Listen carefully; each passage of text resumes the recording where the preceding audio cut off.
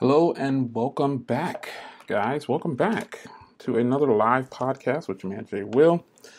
So I've got it strapped up here and ready to go.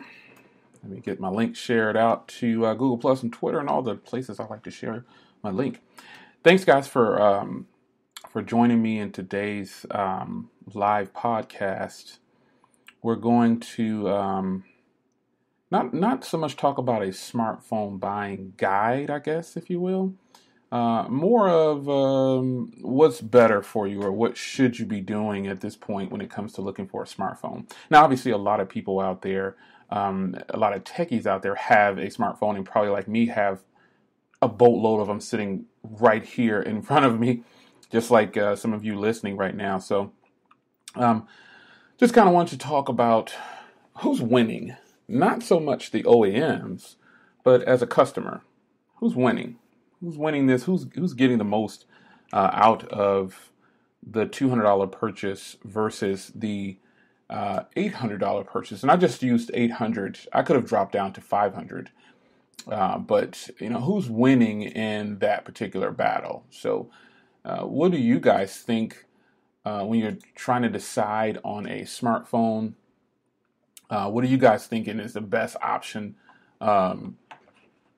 To actually start with, do you go for brand recognition, or do you decide with price first? Now, I remember a while back, price was like the deciding factor in everything. Price was it. Price was what determined whether you got something or not, and that was just that. No matter how nice it looked, or no matter how nice it was, price was the determining factor, period. But nowadays I think we've gotten past price and we're looking more towards quality, because sometimes with that price tag of $200 or less, you're getting a poor quality. There's no other way to say it. You're not getting the best quality. And you know that once you get the devices and start using them. So that's just kind of one of those things. If you're going to buy and you're going to shop at these lower prices, you want to make sure that you're digging into it's kind of like a mixed bag. Like, I don't want to focus on brand when it comes to that, but there are some brands out there that produce quality products that are $200 and less, products that can work for you. The first one that comes to mind with something like that is Motorola. I've got several Motorola devices, and they're all different price ranges. But for $200 or less, I think Motorola is winning this battle. Now, that's not taking away from other OEMs, but Motorola is producing phones that are pretty much stock Android, and they run like a champ, and they're getting some great specs at 200 or less. And if you raise it up to 300, they're really winning. They've got phones in every price category, whether it be high-end, mid-range, or just really low-end. And they're actually doing really good with that. And I'm not talking about sales, because I could care less on how their sales go. As a consumer, I feel like Motorola is definitely producing, some great products in every category. So I got some people joining live. Shout out to Chris. He's joining us live here for this podcast. Another company that comes to mind is ZTE.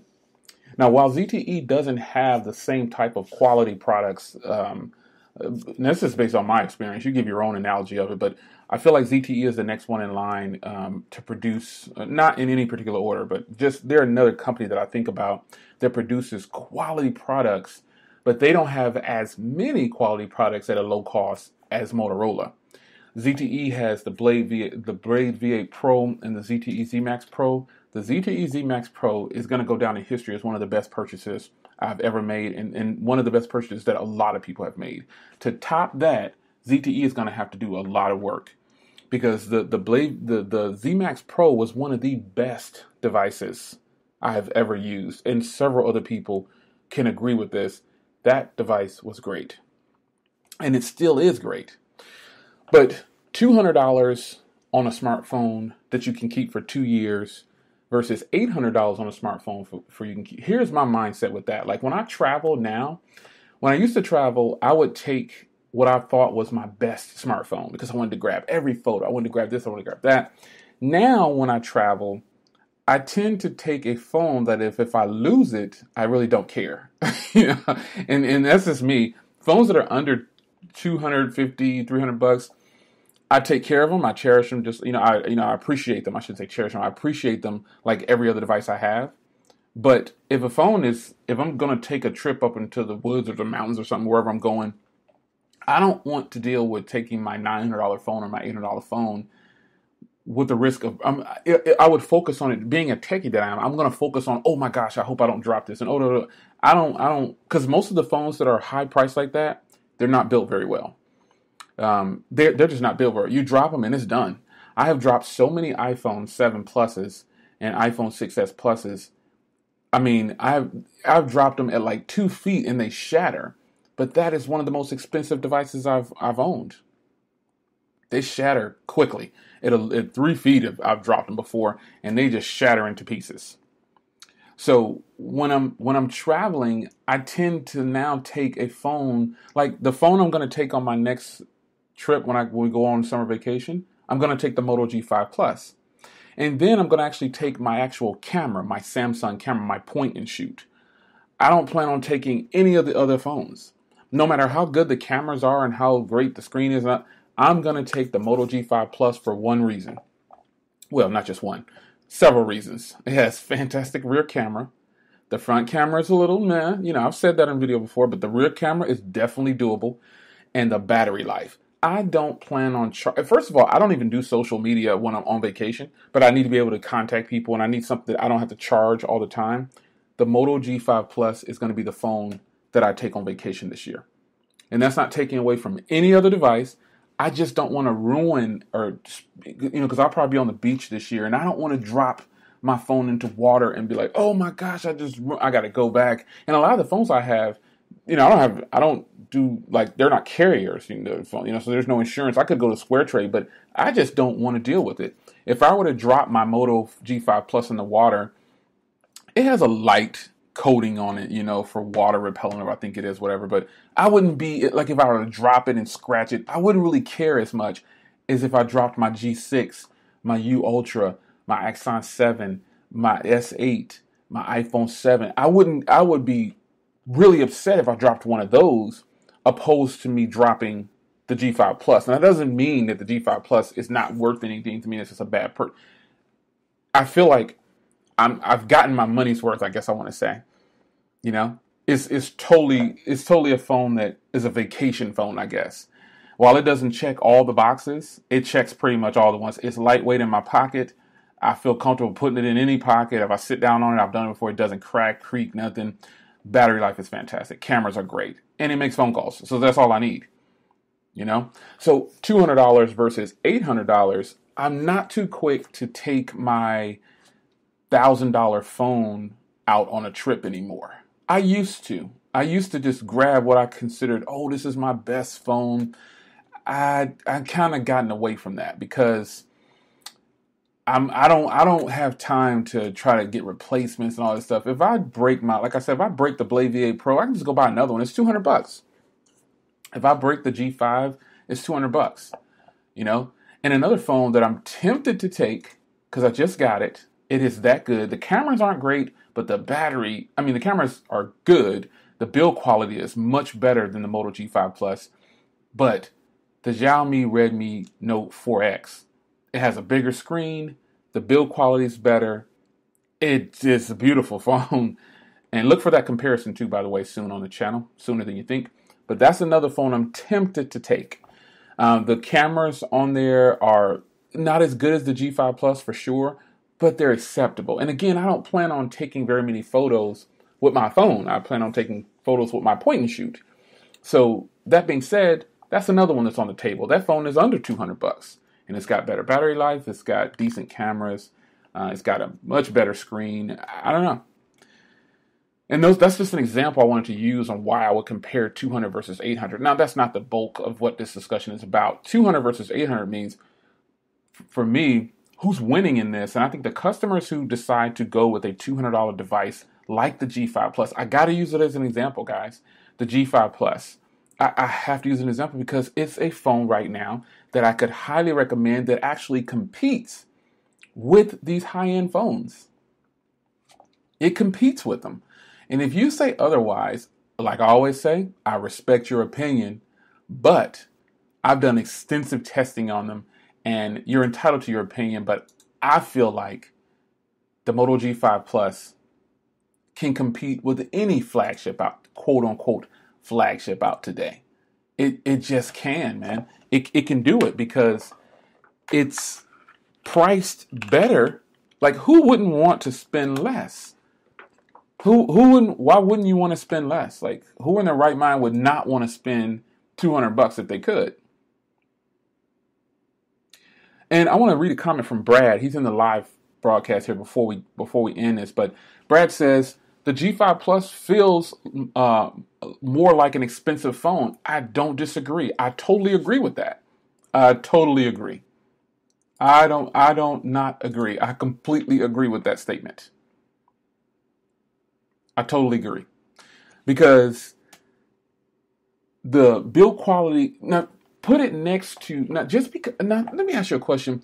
Just because a phone has a glass back, does that make it premium? I don't think so. I would actually prefer a metal back if possible. That feels premium, that cold touch, And so a phone like the Xiaomi Redmi Note 4X, this phone feels a heck of a lot better than the Moto G5 Plus, and it costs less. But the Moto G5 Plus has a better rear camera. I'm giving a spoiler on some of my reviews, but I don't want to give it all away. But the Redmi Note 4X feels a heck of a lot better than the Moto G5 Plus, and I'm holding them right now in my hand. And it's about the same size as the Moto G5 Plus, and it's got a 5.5-inch display. I don't know, guys. I just feel like, if you're going to spend that much money on a device, I would say definitely shop like we used to shop. Well, not every generation, but my generation, money was a factor. When I was a youngster, I didn't even have any Nikes and all that kind of stuff. That wasn't even a thing. That wasn't a thing. But shop as a consumer for smartphones. I think my generation, and shout out to George Hayes is in here. He definitely knows. He remembers. Now, if I can remember when there were no cell phones, I know George remembers. George, Mobile Geezer, you guys know him as Mobile Geezer on YouTube. I look up to him because he's my elder and I respect him. But he definitely knows when there was no cell phones. I remember when there were no cell phones. So for us, going outside to play, shout out to TJ, I see you. Going outside to play was my text messaging and my social media. Being able to go outside was my social media and Twitter and all that kind of stuff. Or being able to watch TV. We didn't even have a TV until I was like 12 or something, I think.